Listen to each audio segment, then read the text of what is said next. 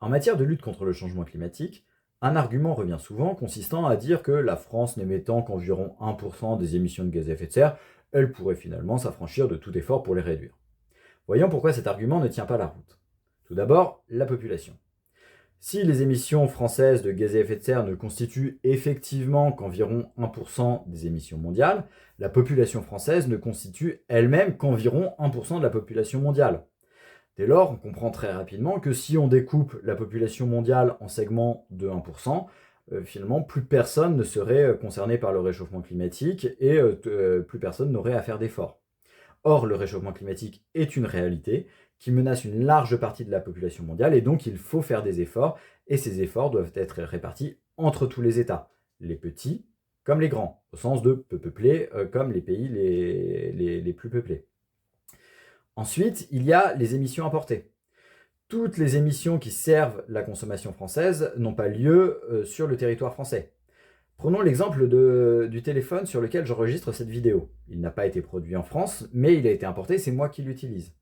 Donc les émissions associées à la production de ce téléphone, même si elles n'ont pas eu lieu en France, l'ont été pour servir ma consommation et mon niveau de vie. Si on regarde cette empreinte carbone, c'est-à-dire l'ensemble des gaz à effet de serre émis dans le monde pour servir la consommation française, il faut doubler les émissions par rapport aux seules émissions qui ont lieu sur le territoire français. Donc les émissions totales imputables à la consommation française sont bien plus élevées que les seules émissions qu'il y a sur notre territoire. Enfin, il y a la question des émissions historiques. La France, comme les pays européens, ont commencé à émettre des gaz à effet de serre avant les autres pays, parce qu'on s'est industrialisé plus tôt. Et ces gaz à effet de serre ont été émis notamment pour nous doter d'infrastructures dont on bénéficie encore aujourd'hui. Des routes, des ponts, des écoles, des hôpitaux, des villes, etc.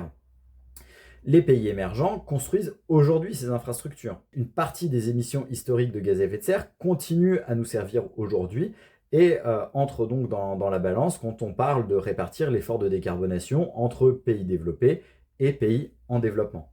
On peut donc retenir que tous les pays du monde doivent faire un effort de décarbonation, mais en particulier les pays les plus développés, parce que ceux-ci émettent beaucoup de gaz à effet de serre, qu'ils en émettent également en dehors de leurs frontières, et qu'ils en ont émis historiquement pour se doter d'infrastructures dont on bénéficie aujourd'hui.